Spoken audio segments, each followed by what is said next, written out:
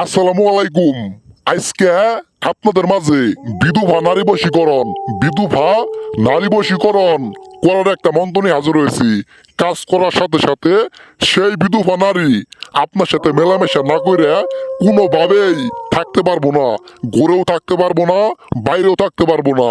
তার শরীরের মধ্যে একবারে জ্বালা যন্ত্রণা শুরু হয়ে যাব। কাপড় চোপড় খুইলে আপনার বিছানায় আসবো।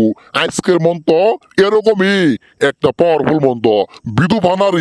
বিধবা নারী আপনার ভাবি আছে, আপনার বৌদি আছে, আপনার শালার বউ আছে, আপনার সম্বন্ধীর বউ আছে, যাদের স্বামী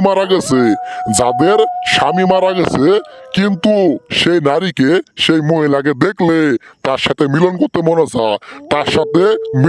মনে চায়, কিন্তু আপনি মুখ দিয়ে বলতে পারেন না।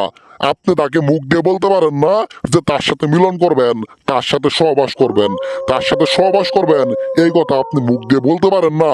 কারণ বললে নানা প্রকার সমস্যা হইতে পারে, আপনার মান সম্মান চলে যাইতে পারে। এজন্য আপনি তাকে বুঝাইও বলতে পারেন না, আবার সহ্যও করতে পারেন না। মনের মধ্যে অনেক আফসোস, মনের মধ্যে অনেক জ্বালা, এই জ্বালার কোনো শেষ নাই। সেই সকল বিধবা নারীকে আপনার রুমে নিয়ে আইসা মেলামেশা করবেন, আপনার মনের জ্বালা মিটাবেন, আপনার দেহের জ্বালা মিটাবেন। এটা বিধবা নারী বশীকরণ। কেবলমাত্র যে কোনো বিধবা নারীকেই বশীকরণ করে বাধ্য করে আপনার বিছানায় আনতে পারবেন।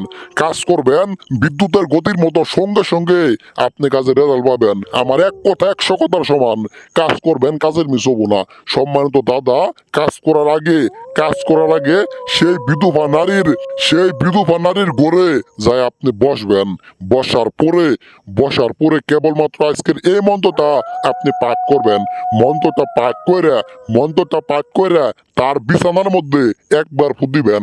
একবার ফু দেওয়ার সাথে সাথে সেই কাঙ্ক্ষিত ব্যক্তি, সেই কাঙ্ক্ষিত মহিলা সঙ্গে সঙ্গে আপনার লঙ্গি খুলে ফেলাবো। খুইলা আপনার সাথে খারাপ কাজ শুরু করে দিব। আর একবার খারাপ কাজ করলে আপনি রেগুলার তার সাথে খারাপ কাজ করতে পারবেন। এটা তো আর আমারে বুঝাই দিতে হবো না। কাজ করেন, মনের আশা আপনার পূরণ হবো, মনের বাসনা পূর্ণ করতে পারবেন। কেবলমাত্র বিধবা নারীকেই আপনি বশ করতে পারবেন। ভালো থাকবেন সবাই। আসসালামু আলাইকুম।